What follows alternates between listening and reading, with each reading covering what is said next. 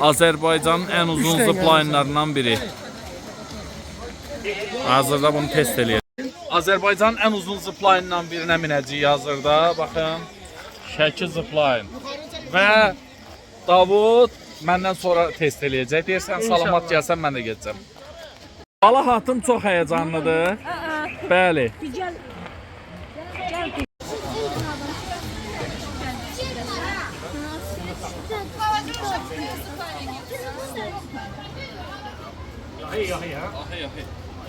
Oh hey oh hey oh hey. Ay Buhar Bey. Sen öyle keyiflisin ha? Ha? Ha bu adamların yuxusuna gedir değil misiniz? Bir iki üçlü lira bir de baktın gece yuxuda dik atıldı. Hələ ki saxlayaq.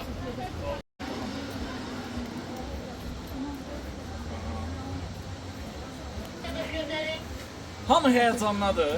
49 nəfər mənim yolumu gördü. Sizin yerinizə biz heyecanlanırıq. Bəli.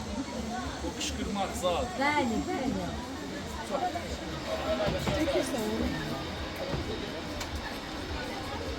Harda içərdədir? Abi mənə bir şey olsa, dənə verim, özün okulları dinləndə. qaldır müəllimə verərsən. Kaşlokumda olan son matıda mamama.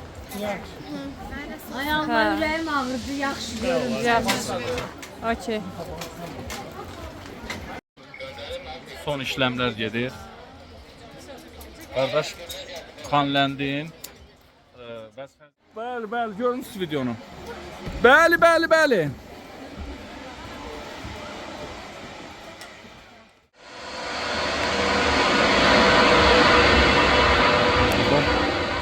Burada gözləyirik.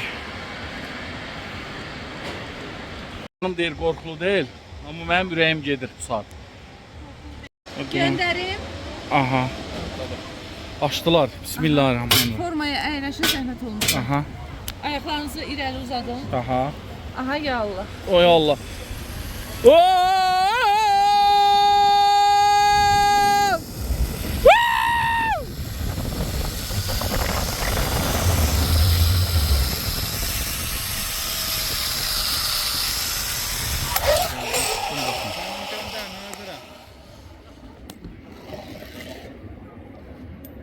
Buradan düşürük və buradan qalxırıq.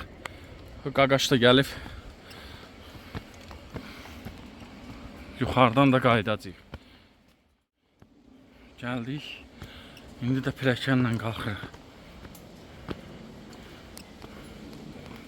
Bizə keçdi. Xoşunuza gəldi? Əla.